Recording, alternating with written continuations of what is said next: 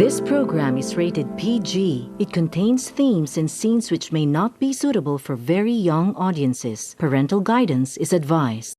The views and opinions expressed by the host do not state or reflect those of the company and its management. Furthermore, the views, opinions, and insinuations made by the host or guests do not reflect those of the show, the management, and the network. It's a new day, it's a new morning to start a new, fresh, and timely topic. Everyone, welcome to the Limey Talks. Today's topic is all about accounting, business, and management. Of course, we will not be discuss this in our own. Right, Jamie? Yes, and we have a special guest here with us to join us later. Let's know and listen to her business journey throughout the decades. I am Jamie Gabani, your host number 1. And I'm Rolly Salhare, your host number 2. This is Limey Talks.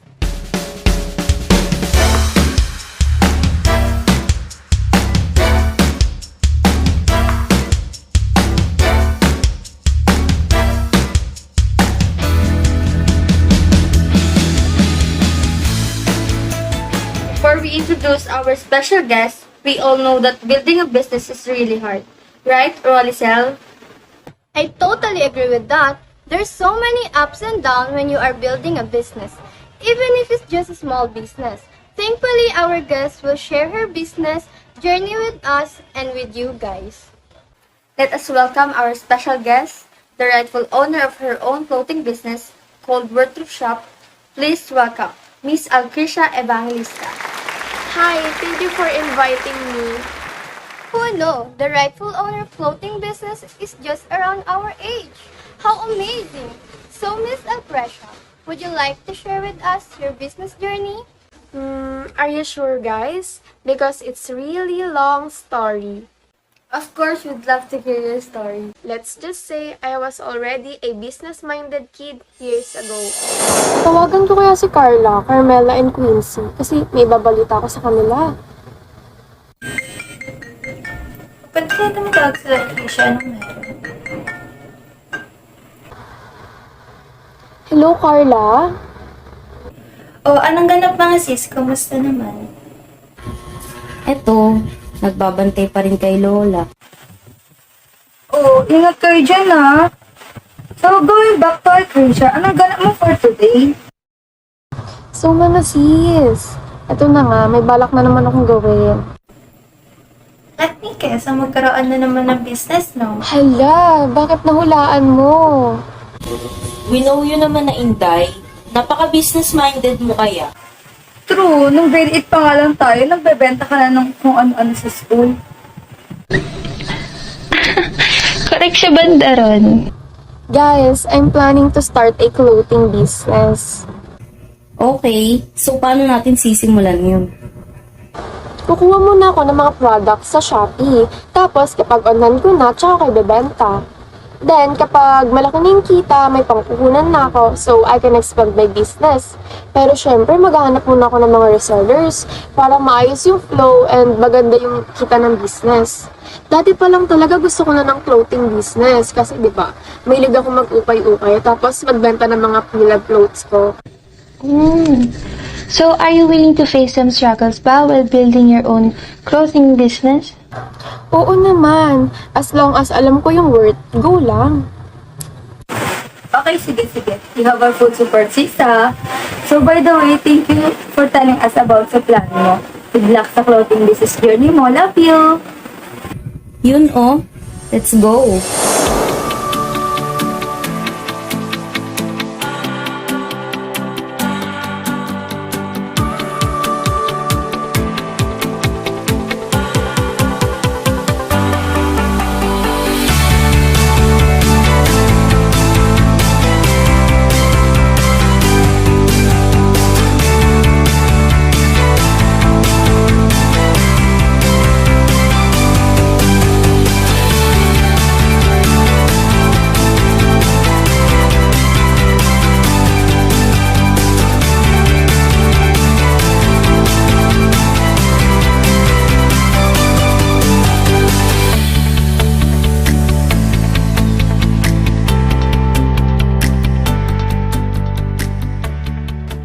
Wow! I can't believe na grade 8 ka pala nagbebenta ka na sa school niyo. What a good start to build a business, mas lalo na roon sa pagiging business-minded at a young age. Oh, Miss Alcricia, I have one question to ask. Are there any accounting concept, principle, or assumption that are applied or can seen in your clothing business? After all, accounting concepts, principles, and assumptions serve as the foundation of accounting in order to avoid misunderstanding and enhance the understanding and usefulness of financial statements. Good question. Well, there are two accounting concepts, principles, and assumptions in my clothing business. The first one is the going concern assumption. Going concern means a business will continue to exist and function with no defined end date, right? It means that the operation of my clothing business will not stop in the near future, and it will not be forced to liquidate its asset to pay off its liabilities. I want my clothing business to be a long-term business. It will not stop in the near future. The other one is accrual accounting kasi nire-record ko yung mga expenses ng business ko and yung capital ng mismong business ko. Tapos yung income kung paano umiikot doon sa business ko. Cash or credit card are both recorded. Grabe, I'm so impressed, Miss Alcricia, ha? Naging employees pa ba yung mga friends mo sa clothing business mo? Actually, hindi. Pero they helped me and supported me sa journey ko. More like naging customers ko sila rather than employees. Tsaka hindi pa naman ganun kalaki yung business ko, kaya no need muna ng large number of employees, creditors, and potential investors. Pero thanks to the general public and to my supportive customers, unti-unting lumago yung business ko. Siyempre ako rin, may questions regarding sa business mo. So, what's your assets, liabilities, and equity sa business mo through the decades? Or ano-ano yung mga naging assets, liabilities, and equity sa business mo? Yung assets ko ay cash, tapos sa liabilities naman, wala kasi hindi naman ako umuutang. Tapos yung equity, sa akin nanggagaling mismo yung capital or investments ng business ko. Tapos pasok yung business ko sa revenue sales kasi it represents the earnings made by any business that is into selling goods or merchandise. Yung capital naman, last bail inabot ng 7K pero ang nilalaan ko talagang capital is 10K. Depende kasi sa kukunin kong bail. Pero inabot last time yung bail ko ng 7K. Bali 2 bails ito. 1 bail for polo long sleeve and 1 bail for blazer. Tapos yung mga equipment ko ay ring light, phone stand, hanger, clothes rack, laundry detergent, and popcorn. Siguro total nasa 2K ganon. Bali, ang assets ko ay 10K, sa equipment naman ay 2K, and sa liabilities naman ay 0. Thank you for sharing us your story, Miss Alcricia. Grabe, nothing can hold the business back like money problems. This is even more true for small businesses. While most larger companies have enough cash flow to keep up with payroll and keep the lights on, small businesses are often in a less stable situation. For small businesses, growth often comes with growing pains. In many instances, you have to make the choice between working long hours and asking your staff to do the same, or finding ways to cut the corners. Neither is a great solution, meaning that ultimately, you will have to find a way to grow your business without hitting it. We are so amazed to hear about your business clothing journey that you just shared with us.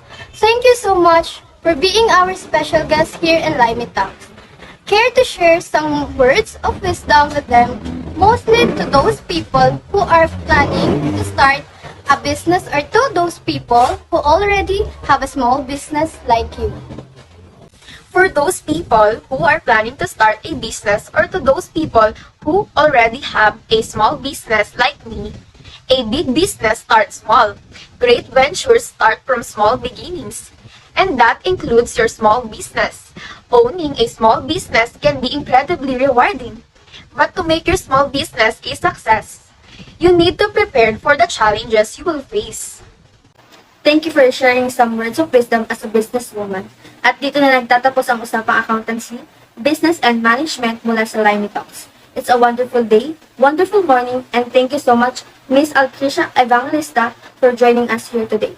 I am Jamie Gabani, your host number 1. And I'm Rolicel Hora, your host number 2. This is Limey Talks. Goodbye.